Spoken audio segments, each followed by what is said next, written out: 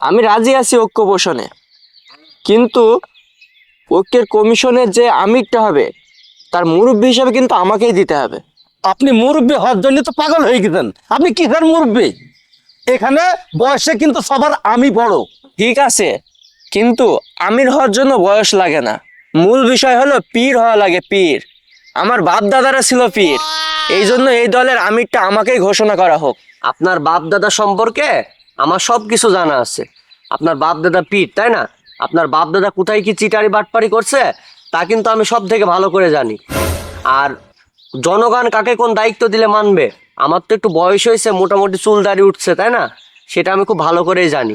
কোনো কথা নাই ভাইজান, আপনি বলেন তো, পীর হিসাবে আমি আমির হতে চাই, এই বিষয়ে আপনার মতামত কি? আমি এই বিষয়ে একমত। আচ্ছা, আমি যদি আমির হতে চাই এ বিষয়ে তোমার মতামত কি? জি, আমি সবসময় একমত, আমি দ্বিমত পোষণ করি না। এই যে আমার সাথে একজন ছিল, এ কিন্তু একমত পোষণ করেই চলে গেছে। তোমার এই একমত দেখে আমার একটা একমত মনে পড়েছে। এইসব করে কোনো লাভ নাই, এইসব মানুষের সাথে আমার ঐক্য করা সম্ভব না।